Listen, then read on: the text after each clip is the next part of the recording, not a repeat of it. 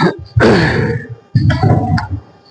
बच्चों, आज मैं दोबारा उसी के आगे में चल रहा हूं जो मैं कल सेंटेंस मैंने आपको बताया था। सेंटेंस सारी चीजें मैं डिस्क्राइब कर चुका हूं। आज थोड़ा सा मैं एडवांस लेवल पे मैं चल रहा हूं। जो आपका क्लास है, क्लास को मैं बता रहा था कि किस तरह से क्लास होता है, क्या होता है, वो सारी चीजें मैं थोड़ा सा आज मैं आपको डिस्क्राइब कराऊंगा। कल मैंने बताया था क्लास के टाइप और थोड़ा सा मैं क्लास बता दिया था आपको। ओके, आगे चलने से पहले जो मेरा चैनल है Babu the global English, please subscribe.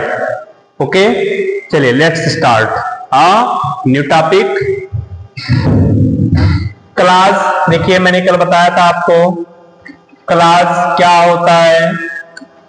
Class क्या होता है, कोई बताएगा क्लास क्या होता है? देखिए क्लास क्या होता है बाबू।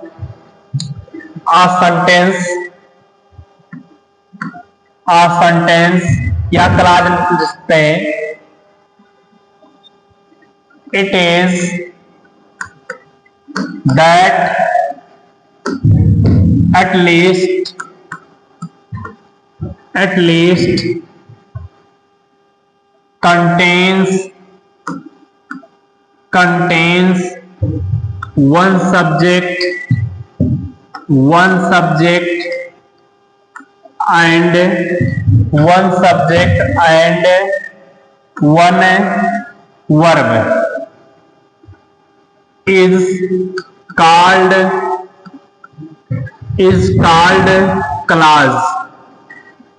is called class।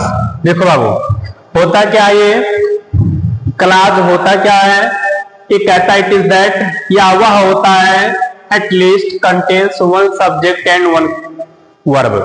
यानी सेंटेंस कम से कम अगर वो एक सब्जेक्ट रखता है, अगर वो एक वर्ब रखता है अपने पास, तो समझ जाना वहां पर क्लास बन जाएगा। क्लास होता क्या है? कम से कम आपका क्या चाहिए? एक आपका सब्जेक्ट चाहिए और दूसरा में क्या चाहिए आपको? एक आपका क्या चाहिए? वर्ब चाहिए। और सब्जेक्ट और वर्ब के कॉम्बिनेशन से आपका क्या बन जाएगा? क्लास बन जाता है। सब्जेक्ट और वर्ब के कॉम्बिनेशन से आपका क्या बन जाता है बाबू? क्लास बन जाता है। ये आप बहुत अच्छी तरीके से जानते हैं, ठीक है। सब्जेक्ट और वर्ब जो कॉम्बिनेशन होता है वो क्या बन जाएगा? क्लास बन जाएगा, ठीक है। अब चलिए एग्जाम्पल के थोड़ा समझते हैं। जैसे मैंने कहा एग्जाम्पल के थोड़ा मैं समझाता हूं आपको थोड़ा सा। जैसे राधा इज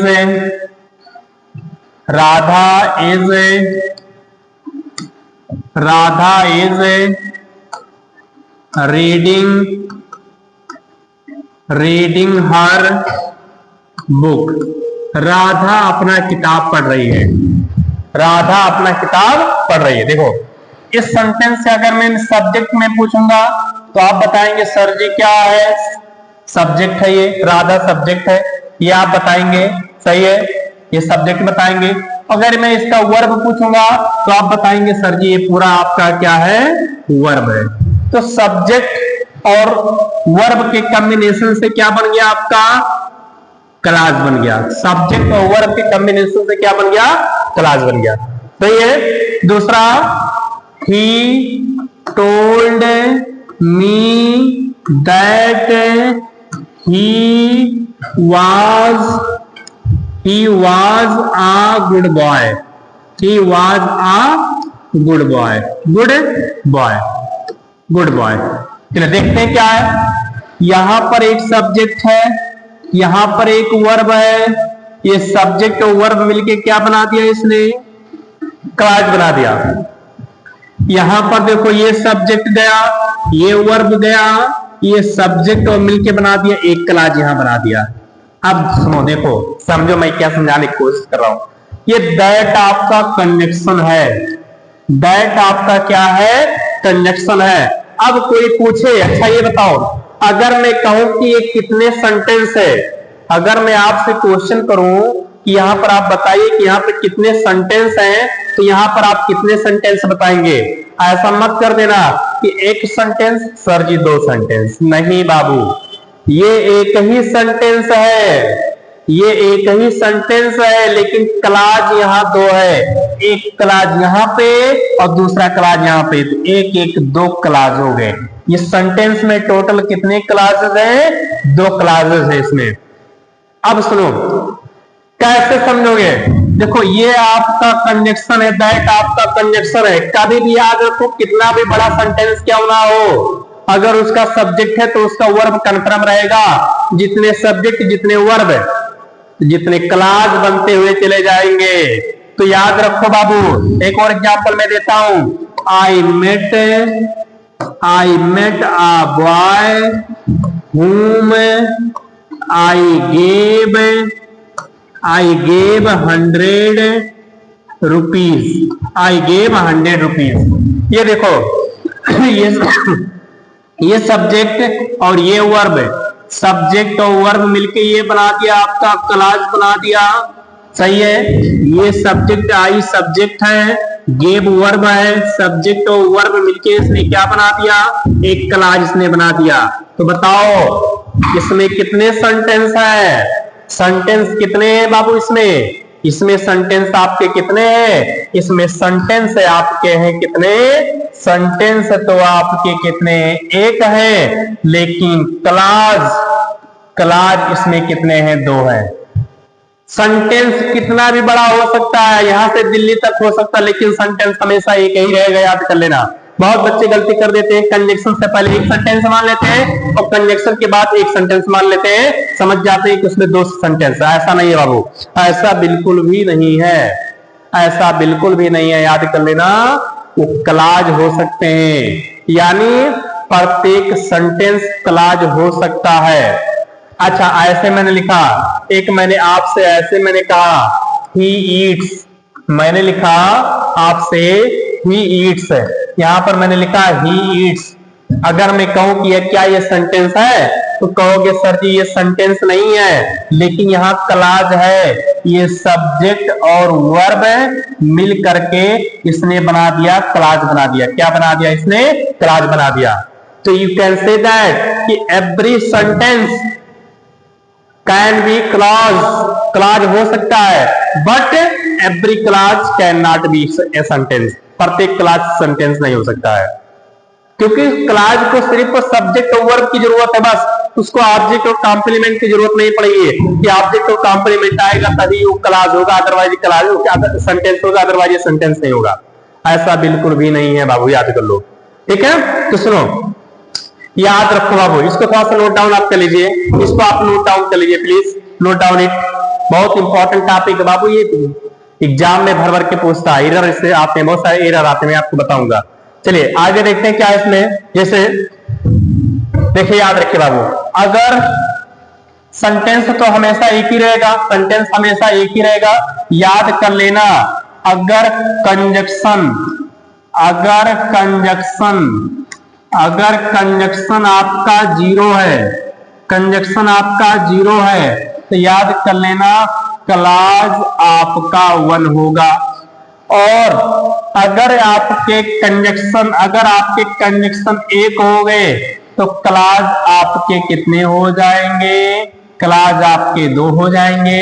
अगर कंजक्शन आपका हो जाएगा 2, तो क्लाज आपका हो जाएगा 3 हो जाएगा। मतलब यहां से आपको बात समझ में आना चाहिए कि जितना कंजक्शन रहेगा उसका एक क्लाज ज्यादा होगा, जितना कंजक्शन होगा उसका एक क्लाज क्या होगा? ज्यादा होगा। ये याद रखिए, ये आपको याद रखने की जरूरत है, याद रखिए आप। ठीक है, जैसे मैंने कहा इफ है, दूसरा मैंने कहा इफ ही कम्स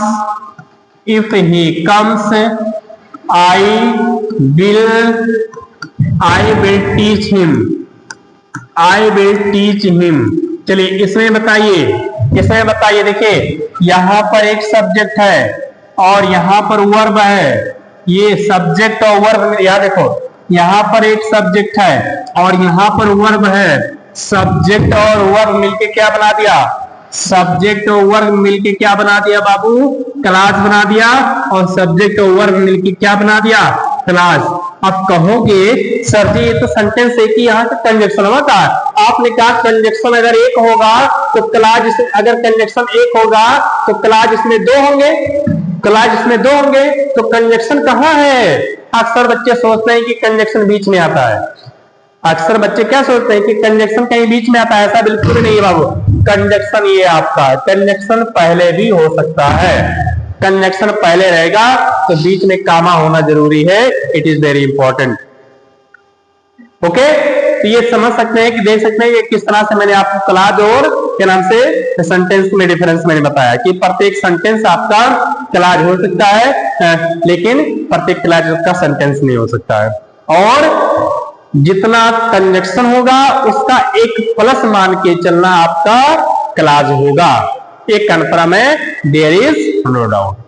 तो अगर आपसे बाबू कभी भी कोई क्लाज पूछे कि भैया क्लाज होता क्या है, तो याद कर लेना, आप साधारण से कहेंगे भैया क्लाज क्या होता है, जो एक सब्जेक्ट रखता हो अपने पास और एक वर्ब रखता हो, उसी को मिला करके हम क्या कह देते हैं, कंजक्शन कहते हैं। वो क्या नाम से क्लाज कहते हैं, उसी को क्या कहते हैं भैया, क्लाज कहते हैं।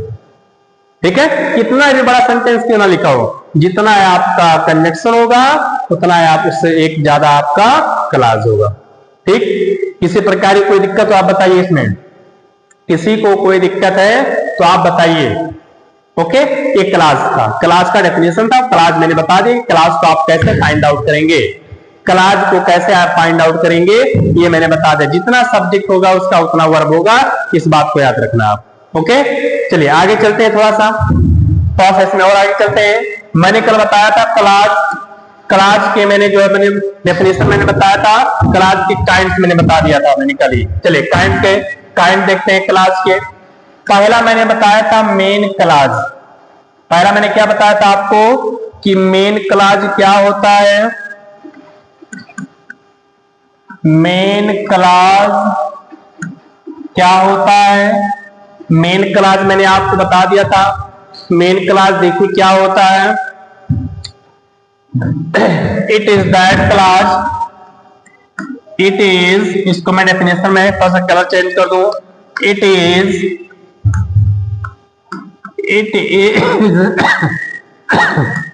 That clause, it is that class, it is that class which has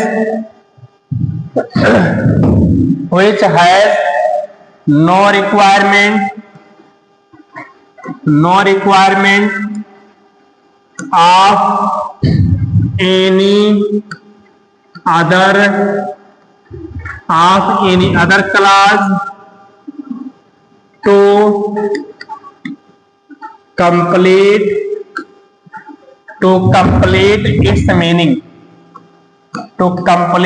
its meaning, दूसरा इसको नोट बना के पहले मैं लिख दूं तब आपको मैं समझाऊं, इसको मैं लिख दूं तब मैं समझाऊं। it is not joined by any conjunction। चलिए इसको मैं समझा दे रहा हूं। देखिए मेन क्लाज होता क्या बाबू, मेन क्लाज वह क्लाज होता है जो अपनी मीनिंग को पूरा करने के लिए किसी अन्य क्लाज की जरूरत नहीं पड़ती है। ये अपना मीनिंग स्वतः पूरा कर लेता है, ये किसी की जरूरत नहीं पड़ती है अपने मीनिंग को पूरा करने के लिए। नोट मैंने क्या लिखा, इसकी पहचान आप कैसे करोगे, ये किसी कंजक्शन से नहीं जुड़ा होता है। जो मेन क्लाज होता है ये किसी भी कंजक्शन से जुड़ा नहीं होता है, ये फ्री होता है, याद कर लो। ये किसी भी कंजक्शन से जुड़ा नहीं होगा। अगर वो कंजक्शन से जुड़ा होगा तो अदर क्लाज कहलाएगा, अगर वो कंजक्शन से जुड़ा होगा तो अदर क्लाज कहलाएगा, याद कर लेना। मेन क्लाज को किसी कंजक्शन की जरूरत नहीं पड़ती है, मेन क्लाज को किसी कंजक्शन की जरूरत नहीं पड़ती है बाबू। ठीक है, फॉर एग्जाम्पल की मैं बात करूं तो जैसे मैंने कहा, एग्जाम्पल देख लीजिए, जैसे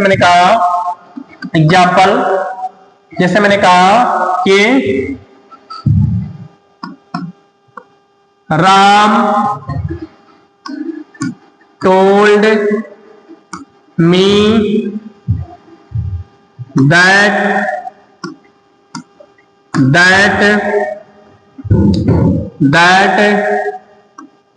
I was a good boy।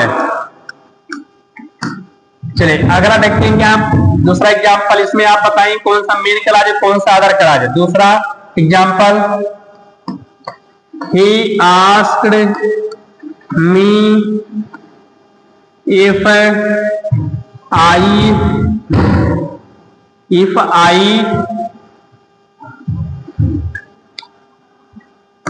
had done that work। ठीक है, दूसरा मैंने एग्जाम्पल लिया, दूसरा मैंने कहा I will not attend the party unless he invites me। चलिए 3 सेंटेंस मैंने आपके सामने लिखा, 3 सेंटेंस में आपको फाइंड आउट करना है कि पहले आप क्लाज फाइंड आउट कीजिए, पहले आपको क्लाज फाइंड आउट करना है कहां कौन सा क्लाज है, उसके बाद आप बताएंगे कौन सा मेन क्लाज है कौन सा अदर क्लाज है। देखिए क्लाज आप सबसे पहले फाइंड आउट कीजिए, चलिए फाइंड आउट कीजिए, मेन क्लाज पहले फाइंड आउट कीजिए आप लोग, जस्ट डू इट। चलिए देखिए क्या है, देखिए ये बाबू आपका क्या है, ये आपका सब्जेक्ट है, ये आपका वर्ब है, तो ये क्या बन गया, क्लास बन गया। एक आपका यहां सब्जेक्ट है, एक आपका यहां पे वर्ब है, ये एक क्लास बन गया, सही है। ये एक सब्जेक्ट है, ये एक वर्ब है, ये एक क्लास बन गया। यहां पर एक सब्जेक्ट है, यहां पर एक सब्जेक्ट है, यहां पर एक वर्ब है, ये दूसरा क्लास बन गया। यहां देखिए यहां पर एक सब्जेक्ट है और ये देखिए पूरा मान के चलिए अटेंडेंट है, अटेंडेंट पूरा मान, ये भी वर्ब मान लेंगे, ये पूरा वर्ब हो गया, ये अलग क्लास बन गया, ठीक है। उसके बाद याद देखिए ये आपका सब्जेक्ट हो गया, ये आपका वर्ब हो गया, ये दूसरा क्लास हो गया। हर जगह एक कंजक्शन है, ये कंजक्शन, एक कंजक्शन तो दो क्लास, एक कंजक्शन तो दो क्लास, एक कंजक्शन तो दो क्लास, ये भी कंजक्शन है, एक कंजक्शन तो दो क्लास, याद रखिए हर जगह दो क्लास है। अब इसमें आपको बताना है कौन सा मेन क्लास है कौन सा अदर क्लास है। मैंने बताया बाबू कि मेन क्लास अपनी मीनिंग को स्वयं पूरा कर लेगा और एक किसी कंजक्शन से जुड़ा नहीं होगा, जो सेंटेंस मतलब जो पार्ट कंजक्शन से जुड़ा होगा वो अदर क्लास हो जाएगा। देखो यहाँ पर देख लो, राम टोल्ड मी, अब देखो दैट कंजक्शन है, तो इधर देखो क्या इधर कोई कंजक्शन लगा है, क्या इधर कोई कंजक्शन लगा है, तो यहां से राम टोल्ड से लेकर के यहां तक ये कैसा पूरा क्लास है, ये कैसा क्लास है, ये मेन क्लास है, ये कैसा क्लास है आपका, ये मेन क्लास है। और इधर आपका मैं बात करूं ये कंजक्शन है, ये कौन सा क्लास है, ये अदर क्लास में गया। अभी अदर क्लास में भी मैं आपको बताऊंगा कि ये सबऑर्डिनेट क्लास है कि कोऑर्डिनेट क्लास है। इधर देखें यहां पर कोई कंजक्शन नहीं लगा है, तो ये आपका हो गया कौन सा क्लास, ये मेन क्लास हो गया, मेन क्लास हो गया। और इफ कंजक्शन लगा है तो ये आपका हो गया बाबू कौन सा क्लास, ये अदर क्लास, इसको आप लिख लीजिए अदर क्लास हो गया, ये अदर क्लास हो गया। यहां पर देखिए ये सब्जेक्ट, यहां पर कोई कंजक्शन नहीं लगा है, तो ये आपका हो गया कौन सा क्लास, मेन क्लास, ये आपका हो गया बाबू मेन क्लास हो गया। और यहां पर देखो ये आपका कंजक्शन, ये सब्जेक्ट तो वर्ब हो गया, तो ये आपका हो गया अदर क्लास हो गया, ये आपका गया अदर क्लास हो गया। कौन सा क्लास हो गया बाबू, अदर क्लास हो गया, ठीक है। तो आप ये देख सकते हैं कि किस तरह से मैंने आपको क्या क्या छोटी से छोटी बातों को मैंने क्या क्या डिस्क्राइब किया। ओके चलिए ठीक है बाबू, और मुझे जो दूसरा क्लास लेना है, अब इसके आगे मैं क्या करूंगा कल मैं आपको डिस्क्राइब करूंगा। ओके समझ में आ रहा है बाबू, नहीं आ रहा है, सारी चीज आप मुझे कमेंट बॉक्स में बताइए। चैनल को मेरे सब्सक्राइब कीजिए। जो मेरा चैनल है द ग्लोबल इंग्लिश, उसको सब्सक्राइब कीजिए, अपने दोस्तों को भेजिए, रिलेटिव को भेजिए, जितने भी आपके जाने पहचाने सबको आप शेयर कीजिए और उनको बताइए कि ये चैनल बहुत ही प्रॉफिटेबल चैनल है, बहुत ही बेनिफिटेबल चैनल है। ठीक है, इससे सारे कंटेंट आपके हेल्पफुल के लिए ही मिलेंगे। Okay, thanks to all of you, good night.